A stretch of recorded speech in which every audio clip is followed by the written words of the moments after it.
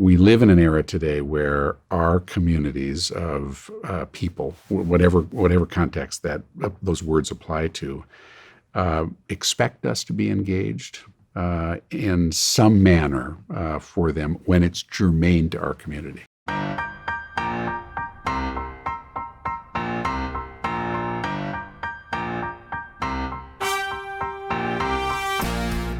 Arne, thank you so much for joining us here today. Good to be here. You are the CEO of the world's largest hotel company. For your 7 years as CEO, you've always led a very large company, but it got much larger after the purchase of Starwood in 2016. Right. As a CEO, does that change how you manage? What's the difference when you have that kind of scale? Well, I'm sure it does, although we were big before. Right. And I think about one of the things that we did quickly when I became CEO was really distribute authority broadly from headquarters into what we describe as the continents. So before that, if you go back 10 years ago or so, we would have many more decisions coming to our headquarters in Bethesda, Maryland, or Washington, D.C. than we did even before the Starwood deal, because I realized, and the team realized, we couldn't make the number of decisions we were making in headquarters and be fast or be good enough. And we really needed to essentially put accountability and resources in the field so that they could make the decisions. So all of those organizational changes were made in 2012, well before Starwood surfaces. Starwood, of course, amplifies that in a way, making us that much bigger. But because we'd done that work first, there wasn't a lot of reorganization of either the structure of the leadership of the company or really the tools that we use to manage it. But on the people side? Well, I want to be careful because obviously for any individual, depending on how they land in this new merged organization, it would be wrong to say it's not a big deal, right? Because their job may have been impacted. We had two of everything. We didn't end up with two of everything afterwards. A lot of people found opportunities with jobs that were a bit different. Yeah. And obviously, the more you got into the most senior ranks of the company, you didn't need two CEOs or two general counsels of the company as a whole. So there were impacts there. But I think, we did reach out quickly. The day we announced the deal in the fall of 2015, on a Monday morning before the markets opened, Bill Marriott and I were on a stage at Starwood's headquarters in Stamford at noon to basically welcome the corporate leadership of Starwood into this new company. And it was for them a surreal day because until that morning, we were the arch competitor, right? And there was no rumor that we were going to be the buyer. Right. So here suddenly the brass of Marriott shows up. But we did a lot of very deliberate things to say, welcome. I've heard you say in the past that Bill Marriott, when you approached him about doing this merger, said the first reaction was, this isn't something you have to do. Were you surprised by that reaction? Yeah, it was a sort of very gratifying first response and a personal one. Obviously, we're very close. I've worked, even before I got to Marriott in the early 90s, was a lawyer and represented Marriott. So I have been regularly engaged with him for nearly 30 years. Not quite. And that personal regard is important to him and important to me. It was a little surprising. I didn't necessarily anticipate that would be his first reaction. But by the end of that week, and it all sort of came together very, very quickly, I actually didn't know how he would respond to the substance of the deal either. But we sat down and the competitive side of him came out quickly and he said, this is a compelling deal. We've got to do it. You have been named one of Barron's top CEOs in the world for 2 years in a row. And besides just the outsized performance in your stock, you have also been really outspoken as a CEO. And in fact, maybe those two things don't always go together. What has led you to decide that that your voice on a range of issues matters and that you have to speak out? So this is a really fascinating part of business leadership today, but I think we could say it's a part of all leadership today. And, in a decade ago or 2 decades ago, maybe, the policy issues in society, which have become more and more divisive, were, I think, easier for non-politicians to stay away from. We live in an era today where our communities of people, whatever context that those words apply to, expect us to be engaged in some manner for them when it's germane to our community. The old way of thinking would have said, we have 750,000 people who wear a name badge. There's no way I can avoid making some part of this group angry if I speak out. Better just not to speak at all. What changed?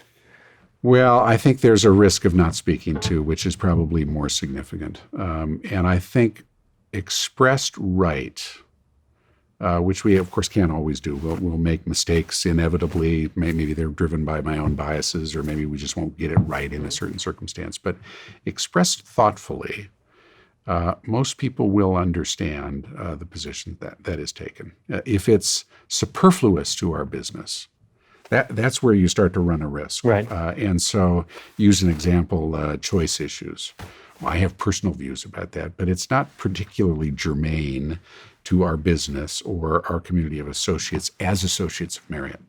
And so that's a place that I and we have stayed away from.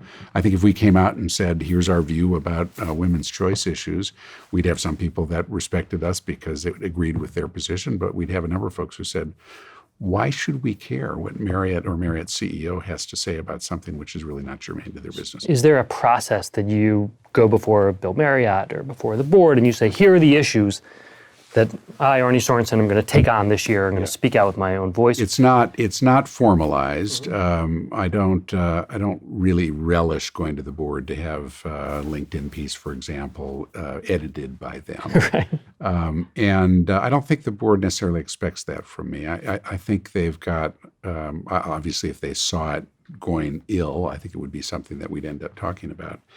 But as long as it's constructively put forward and enhances the strength of our community, which of course impacts the strength of our work positively, I think that's a good thing. And we watch it as we go along.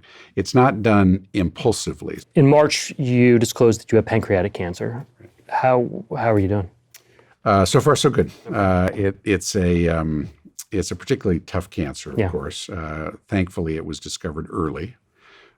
Which means that we've got some reason to hope that we'll be able to achieve a complete cure. The doctors first said, we're going for the cure. And I said, well, what does that mean? Does that mean 5 years? And I said, no, the complete cure means you die from something else. The protocols established, chemo, radiation, and then surgery. We're almost 3/4 of the way done with chemo. Side effects have been very manageable. I'm working every day. And I'm doing a little less travel, so there's been some impact to what I'm doing.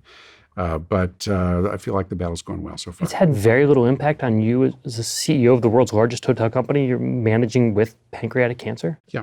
Again, the travel is a meaningful change. Right. In fact, Bill Marriott, when we got the stage 2 diagnosis, he said, finally, you're going to start traveling less. I've been trying to tell you to travel less for years.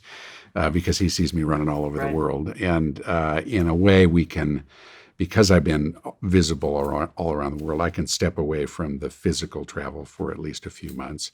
And that's a godsend. I mean, that saves a lot of time. Yeah. But it also leaves a lot of time then to say, okay, I can be in the office. I can be engaged in talking through the things that we're doing, whether it be current results or priorities for next year. And I'd just as soon be engaged as opposed to be sort of consumed by this, which has its own set of risks and dangers. Getting a diagnosis like this, does it change at all how you think about either managing yourself or the company or what your goals are for life? Well, I think that's a question my kids have asked me this too. I've got 4 adult children, and they have at times expressed anger. So it's not fair. Why has this happened to you? They've asked a little bit about, what does it mean for the sort of the future? And they've undoubtedly thought more than they've asked me even. And what I think is it's probably a year from now before a real answer to that question can be put. I mean, at the moment, feels a little surreal. I had no health issues beforehand, and suddenly I'm wrestling with a fairly significant one. Working, but also battling the disease. And that's a day-to-day thing that we've got to make sure that we get through. God willing, we'll get through it. And a year from now, we'll be able to look back and say, okay, now what are we learning from this? I'm hopeful that the conclusions, not that there will be none, but that they will include an ability to keep doing the work I love. I love the hospitality industry. I love Marriott. I get great joy out of the work I do, and I'd love to do it for a long time. Well, we're all hoping for that. Thank you. I don't know if you saw this. There was an article yesterday in the Wall Street Journal by Chip Cutter that talked about how Amazon is going to be spending about $700 million to retrain, I think it was 100,000 workers. Right. How do you think about the talent base that you have and whether they are ready for whatever changes are coming? Yeah, it's a good question. I think they said 700 million between now and 2025, if I remember. Of course, there's change in our industry, sometimes profound change, but the bulk of our jobs are in hotels. Some of them will be impacted by technology and by new tools. Many of them will not. We're still going to be a people-to-people business, and we've got to make sure that that piece works well. And I suspect over time we'll see that the jobs that are impacted at rates of change and in total numbers which are well less than the turnover that we've got. And as a consequence, we won't end up with quite the same imperative maybe that some of these other companies have. But we're doing what we can. I mean, the Bill Marriott said 30 years ago, the way we tell people we care about them is training. And so we've got regular courses of training for virtually every associate around the world that will continue to roll out. And for some of those jobs, it becomes a little bit forward-looking, a little bit more change-focused than for other jobs. I'd love to wrap up here with some career advice. Well, Arne, thank you so much for joining us. Bet. It was a pleasure to have you here today.